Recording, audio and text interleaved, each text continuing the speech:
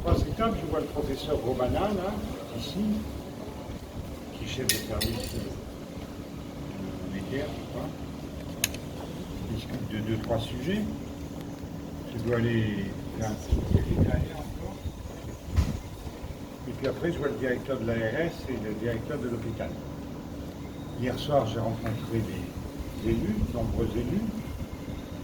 Puis après, les actionnaires de Corsair. Ce matin, j'ai rencontré le président du conseil départemental. Ensuite, des acteurs économiques. Puis les syndicats. Puis j'ai déjeuné avec des acteurs culturels, dont mon ami Simone Schwarbach. Puis j'ai rencontré des acteurs de la pêche, des transports et du bâtiment. Puis j'ai rencontré des acteurs du bouclier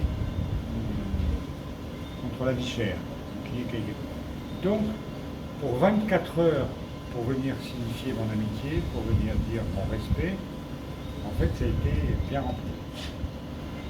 Je repars avec des notes, dizaines de petites pages de notes sur des sujets sur lesquels on va travailler. En plus, j'ai rendu visite au représentant de l'État ici, le Rochat, mais ça ne pas trop l'embêter.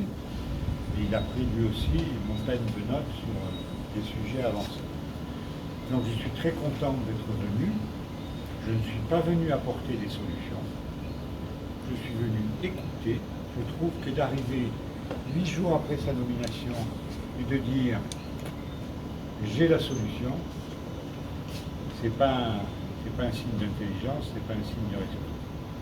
On va co-construire tous les sujets, solutions ensemble. Quels sont les gros sujets, hein? Le gros sujet, c'est l'emploi, la perspective économique, sociale et culturelle. Le monde a changé. La Guadeloupe est dans un environnement différent. Et c'est ça qui compte. Après, le malaise, entre guillemets, ça dépend des sujets. Globalement, tout le monde me parle. Il est dû à ce changement du monde autour de la Guadeloupe et de la manière dont la Guadeloupe prend ce changement du monde. Alors il y a bien évidemment l'hôpital à construire, le sujet des non-vaccinés, la vie chère, le tourisme, les sargasses moins ici qu'en Martinique. Moins ici qu'en Martinique d'ailleurs parce qu'ils ont commencé à le travailler. Il y a eu des sujets qui ont été faits. La culture, la nécessité d'un rayonnement culturel, c'est tout au long de ces sujets, je pense, je peux me tromper, j'espère, disons, que cette volonté de travailler ensemble s'est affirmée. On a échangé, on a promis de s'échanger des lettres, s'échanger des dossiers, s'échanger des demandes. Je pense que cette volonté de travailler ensemble a trouvé à s'affirmer. Maintenant, je me sens obligé vis-à-vis de mes interlocuteurs, obligé vis-à-vis de la Guadeloupe, obligé vis-à-vis du gouvernement, le Premier ministre, le Président de la République, qui m'ont chargé de ces dossiers. C'est à la fois un honneur et une vraie charge, et une vraie responsabilité. Mais l'exigence de vérité, elle est totale. C'était compliqué avec les syndicats là, sur la vaccination, ça a duré 2 heures. Le temps est monté, puis le temps est descendu. Et je pense qu'on n'a pas prouvé les positions de chacun, c'est pas le sujet. Mais on a compris les positions. Pourquoi chacun prenait telle ou telle position. C'est ce qui me paraît important. Voilà, je pars demain matin, je pars ce soir à 19h, je crois, 20h. Demain matin, ça recommence. J'ai été en plus très content, très ému d'un certain nombre de temps dans ce voyage, à l'arrivée, en retrouvant mon ami Simone Schwarzbach, là en voyant mon ami Louis Théodore, je les connais, même en rencontrant Gaby Clavier, quitté la Guadeloupe il y a 20 ans. Et le fait que j'ai accepté d'être en charge de ces dossiers, je pense que les territoires où j'ai été ne sont pas innocents sur mon choix. Voilà, c'est ce que je voulais vous dire. Merci d'être là. Je ne vous raconte pas des choses extraordinaires, mais j'essaie de les dire avec mon cœur parce que, vous lisez, plus les vents surtout des miracles. C'est avec son cœur qu'on fait le pays. Petit cœur, petit pays. Relisez-le. Faites-le lire dans les écoles partout. Ou vous faites relire Césaire sur la culture qui enferme ou la culture qui croque le monde. C'est un peu ça mon ambition. Merci à vous. Pas de questions? Si. Si. J'ai déjà tout dit. Allez, 2 questions. Est-ce qu'il y a des annonces qui vont être faites prochainement sur le PQP, justement? L'augmentation du panier, des nouveaux produits, PQP, etc. J'ai écrit à chacun des préfets outre-mer, Sandro Chat a reçu. Je confirme que, par exemple, pour la Guadeloupe, j'ai vu le PQP tel qu'il est.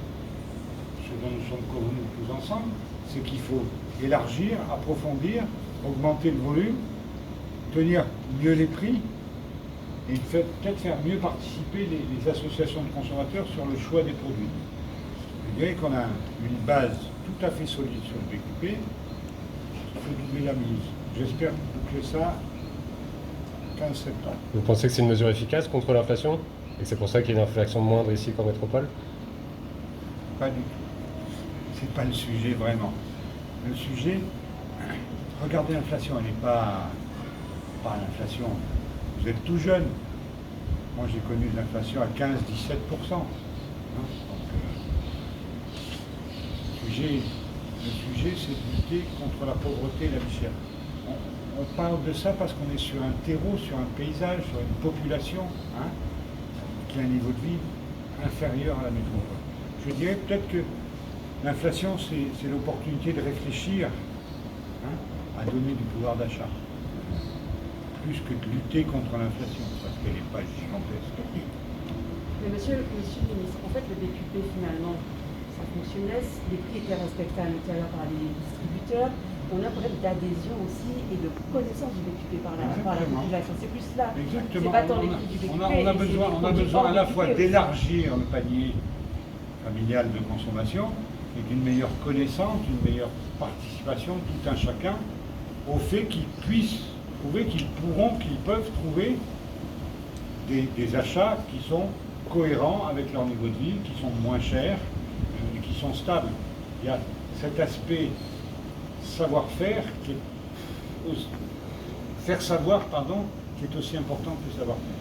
Il y a beaucoup le transport et en fait le prix du Il y a transport. tout. On attend beaucoup de vous sur le prix du transport et aussi la question de l'octroi de mer aussi. Il y a tout. Et souvent pointé du doigt, est-ce que l'État va un peu se mêler de tout ça, l'octroi de mer? Ça ne vous a pas échappé que c'est pas moi qui fixe les taux de d'octroi de mer. Peut-être je noterai, je dirais. C'est ça ce que j'allais vous. Je dirais à M. Chalus que vous souhaitez que ce soit moi. Il y a tout. Il y a le transport, la production, la différenciation dans le transport, la péréquation. La péréquation peut-être aussi de l'octroi de mer.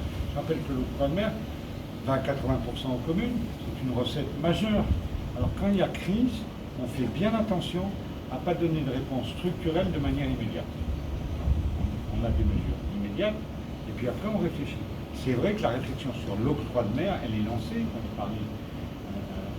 Ceux qui ont lancé l'appel de Fort-de-France, ils savent bien que l'octroi de mer fait partie des questions posées. Votre prédécesseur, en novembre dernier, avait renvoyé dos à dos les élus et les syndicats. De toute évidence, vous avez une autre stratégie. Maintenant, on l'a vu avec les syndicats, vous avez plutôt vous initiez avec le dialogue. Moi, je suis un homme de dialogue, chacun est comme il est, voilà, je ne change pas en devenant ministre. Oui. Vous avez retrouvé parmi d'ailleurs les syndicalistes, anciens amis à vous? Alors, c'est une connaissance, c'est clair. Bon, c'est pas. Avec le GTG, on a une belle bagarre. Absolument. Ça n'a pas empêché qu'on se serre la main. Et qu'on parle. Voilà. Non, je pense que dans la phase actuelle de l'histoire, de la Guadeloupe, mais de tout l'outre-mer. On parlait de transformation du monde. Que ce soit le climat, les révolutions technologiques, les révolutions de la communication. Donc voilà. Hein, les révolutions morales où chacun est tenté de se replier sur lui-même. La vérité dans le dialogue, c'est ma méthode et ma conviction. Vous avez quitté la Guadeloupe il y a 20 ans, vous revenez aujourd'hui, c'est le monde qui a changé autour, ça veut dire que les problématiques guadeloupéennes, elles n'ont pas bougé en 20 ans. La problématique, c'est toujours bien. Ça veut dire que tout va mieux depuis 20 ans en Guadeloupe. Je veux dire, je ne sais pas quel est le sens de votre question. Le monde autour de vous a changé. Vous ne connaissiez pas le monde il y a 20 ans, peut-être.